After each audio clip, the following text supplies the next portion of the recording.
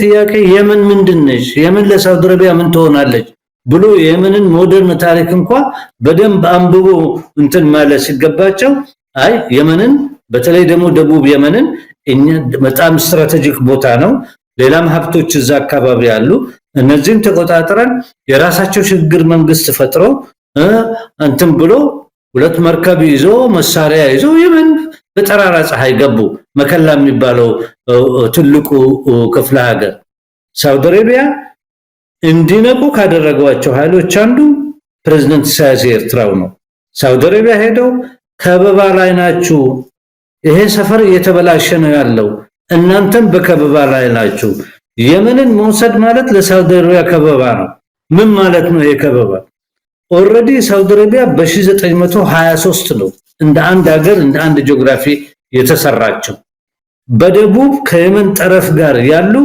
ሁለት ክፍለ ሀገሮች አሉ አንደኛው ነጅራን የሚባል ሁለተኛው አሲር የሚባል አሲር ድሮም ቢሆን የራሱ ኢንዲፔንደንስ የራሱ ፊደራል ስቴት ነበረው ነጅራን ደግሞ የየመን ሪጅን የነበረና ነዋሪዎቹም የመን ኦሪጅን ናቸው ግን በተካሄደው ጦርነት በ1923 በፊት ሳውድ ነጠቀባቸው ስለዚህ ይሄ ጥያቄዎች እንዳሉ ያቃሉ ቀስ ብሎ እነዚህንም ማስታጠቅ የሚፈልጉ ሰዎች ናቸው ሳውዲ አረቢያ ውስጥ ትራቨል ለማድረግ ጅዳ መካ መዲና ምናምን ይሄ አካባቢ ደግሞ ሒጃዝ ይባል ነበር የሚያስተዳድሩት አሁን የጆርዳን ንጉስ የሆኑት ቅድመ አያቶቹ ናቸው ያንንም መቀስቀስ ይፈልጋሉ እንዲህ ብሎ ይሄንን ሳውዲ አረቢያ ላይ የሚያስተዳድሩትን መንግስት ከፋፍለህ በሰሜንም ደግሞ ሌላ ትልቅ የአረብ ጎሳ አለ ሸመር የሚባል እነሱንም ቀስቀሰ የሳውዲ መንግስት ማቅለጥ ይሄ ነው ስትራቴጂያቸው ይሄ ግን ለትንሽ ሀገር እንደ ኤሚሬትስ እንደ ሳውዲ አረቢያ ከነመረጃው ከነትልቅ ኃይሉ ከነብሩ ምናምን ማድረግ እንደማይቻል እንኳን መገንዘብ አልቻሉም መጨረሻ ላይ ካርዱን ወይንም ቀዩን ካርዳቸውን ያስቀመጡት ሁለት መርከብ ይዘው መሳሪያ ይዘው የራሳቸውን ኦፊሰሮች ይዘው እነሱ የፈጠሩት የየመን ሽግግር መንግስት በሚል መጡ ሲመጡ ምናልባት እዚህ ላይ ፕሮፌሰር መሐመድ ሳውዲዎች ይህን ያህል ለምን አንቀላፉ እንግዲህ ቀላል ጊዜ አይደለም ይሄን ሁሉ ሱዳን ድረስ ሄዶ ሀገር ሱዳንን የሚያል ሀገር የማፍረስ ኢትዮጵያ በምስራቅ አፍሪካ ላይ አንከር ስቴት ነች ይችን ሀገር እስኪቆጣጠሩና ቅጥረኛ መንግስት አድርገው አብይ አህመድን እስኪ በዚህ ደረጃ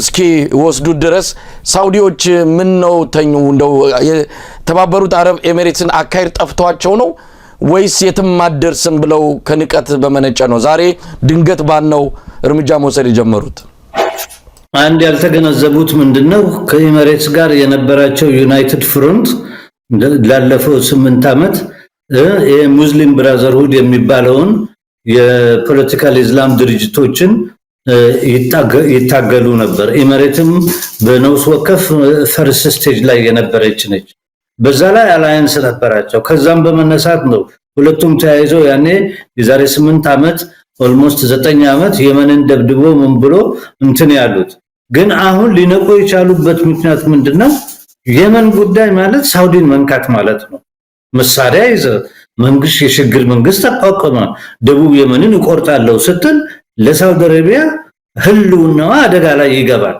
ይሄንን ሊገነዘቡ ያልቻሉት ኤሚሬቶች ናቸው ካቀማቸው ውጪ በጣም ተመዘዙና እጃቸው ሲቆረጥ ፕላስቲኩ ተቆረጠና ወደ ነበረበት ቦታ ተመለሱ ኢትዮጵያ ስትራቴጂካል አይደለም ለሳውዲ አረቢያ እንደ የመን አይደለም ለነሱ ጠረፍም የለም ከኢትዮጵያ ጋር ኢትዮጵያ ውስጥ የሚያደርጉት ምናምን ይመዘገባሉ ያቃሉ መረጃቸው ያቃል ሞራቸው የሚያቃል ግን ለነሱ የሳውዲ ናሽናል ኢንተረስት ማለት ቀይ ባህርና የመን ላይ የምትሰራውን ስራ እንትን እየተባባሰ ሲመጣ አይ እነዚህ ሰዎች መስቀሉን አልፈዋል ወደኛ ያመሩ ነው therefore መቀጣት አለባቸው ብሎ ባላቸው ግን ከዛ በፊት ፕሬዝዳንት ኢሳያስ ሄደው ጎብኝቷቸው ነው ፕሬዝዳንት ኢሳያስ ሁለት ኃይሎቹን ነው ሁሉ ጊዜ ሲነግራቸው የነበረው ይሄ አዲሱ አላያንሱ አራት አላያንስ ናቸው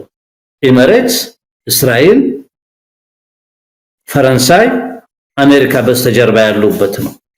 እሷንም ይተከማሉ የሷንም ብር ይተከማሉ። የሱዳን ሲፈርስ ሱዳን ውስጥ የነበረው አስተዳደር ሙስሊም ብራዘርሁድ የሚባለው ነው። ይሄ ደግሞ አይወደድም፣ በሳውዲም አይወደድም፣ በኢሚሬትስም አይወደድም።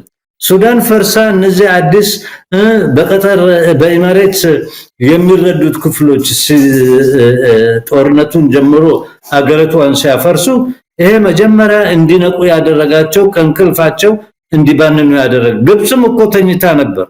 አሁን ግብጽ ስታይ በሱዳንም በኩል ያለው ጦርነት ከበባ ኢሚሬት ከበበቻት። አልፋ ኢሚሬት ደግሞ አንድ ዋርሎርድ ሀፍተር የሚባል ሊቢያ ውስጥ ያለ ከግብጽ ጠረፍ ጋር ከበንጋዚ ጀምሮ እስከ ግብጽ ድረስ ያለ ዋርሎርድንም ኪስ ውስጥ ያስገቡት ኢሚሬቶች ናቸው። መሳሪያ ይገዙለታል፣ አውሮፕላኖች ይገዙለታል። ሰሞኑን 2-3 ጊዜ ስፔን የተገዛለትን መሳሪያ ነጥቃ አቁማለች። ስፔን በሜዲትሬኒያን ባህር ላይ ጥያቄው ምንድነው? የትም አትደርስም ከንቀትም እንዳልከው ሊሆን ይችላል፣ ግን መጨረሻ ላይ የነሱ ጋሮ ጋር መጣ መከትከት ስትጀምር አይ እነዚህ ሰዎች የጠገቡ ናቸው ብሎ ከነጦራቸው ገብቶ አፈረሷት እዛ። አሁን ግን የቀጠናው ሰው ከሚበጠብጡት ኃይሎች አንዷ መሆናንም ስለተገነዘቡ ግብጾችም በዛ በመነሳቸው የግብጽ ኤርፎርስ ይህንን አማጽያን የሚባለውን ሱዳን ውስጥ ያለውን ኤርፎርሳቸው እየደበደበ ነው ሌት ተቀን። ሳውዲ አረቢያ ደግሞ ከ3 ቢሊዮን ብር የበለጠ ለሱዳን አርሚ መሳሪያ ከፓኪስታንና ከሌላ ቦታ ገዝታ አሁን እያመጣችላቸው ነው። ስለዚህ የሱዳን ጉዳይ ለረጅም ጊዜ የሚቆይ አይደለም። ለዚህ ነው ያልኩህ ለፋኖ ስትራቴጂካል ድል ሆኖላቸዋል። የሱዳን መንግስት ግን ፋኖን መርዳታቸው አይቀርም። በተለይ አማራ ክልል ከሱዳን ጋር ከፍተኛ ሰፋ ያለ ጠረፍ ስላለው እኔ ምንም ጥርጣሬ የለኝም የፋኖ የመዋጋት ኃይሉም ከዚህ በባሰ መልኩ በታጠቀ መልኩ እንደሚያፈርሱት እኔ ምንም ጥርጥር የለኝም። ፕሮፌሰር መሐመድ አሁን እንግዲህ ነገሮች በጣም በርከት ያሉ ሐሳቦችንና መረጃዎችን ነው እየሰጡን ያሉትና እንደው አንዳንዶቹ እንደው በስፋትና በደንብ ብንመለከተው ጥሩ ነው። ሳውዲ አረቢያ ለምን ዝም አለች? የአብይ አህመድ አገዛዝ በዚህ ደረጃ አሽከርነቱን ለምንድነው ለተባበሩት አረብ ኤሚሬትስ ሲያደርግ ሳውዲ አረቢያ በእርግጥ ኢትዮጵያ ከህዝብ ብዛት አንፃር ያው የክርስትና እምነትም ከተስፋፋባቸው ሀገራት ግንባር ቀደም ሆና የምትጠቀስ ሀገር ከመሆኗ ጋር ተያይዞ ለሳውዲ አረቢያ ጠቃሚ ሀገር እንደሆነች ይታወቃል።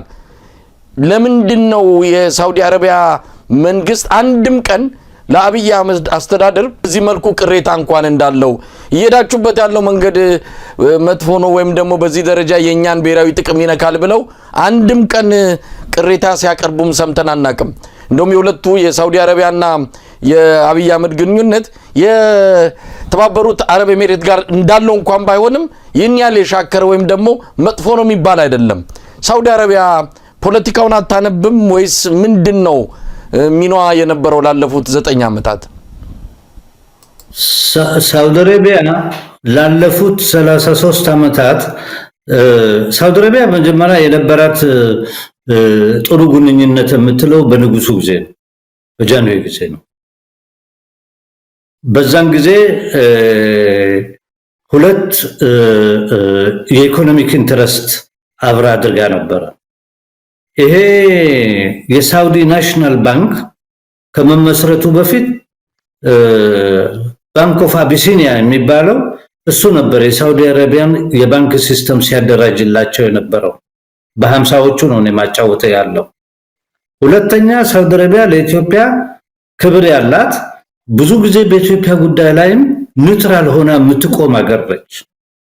በምንም መልኩ ከኢትዮጵያ በዛ ትርምስ ውስጥም የመንግስቱ ኃይለ ማርያም መንግስት በነበረበት ጊዜ ኮሙኒስቶችንን ባሉበትም ጊዜ ሶቪየቶቹም እዛ በመጡ ጊዜ ምናምን ሳውዲ አረቢያ ምንም አይነት የኢትዮጵያ ዶሴ ላይ እጇን አልከተተችም።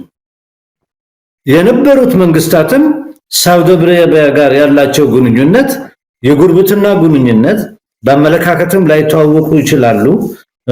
ኢትዮጵያ ውስጥም ሳውዲ አረቢያን ያጠና ፖሊሲ ያለው መንግስት አልነበረም። ግን ግጭቶች ወይንም ደግሞ ከሳውዲ መንግስት ጋር ቅሬታ ወይንም ደግሞ መጥፎ የሆነ ሪሌሽን ከኢትዮጵያ ጋር አልነበረም። ወያኔም ስልጣን ይዞ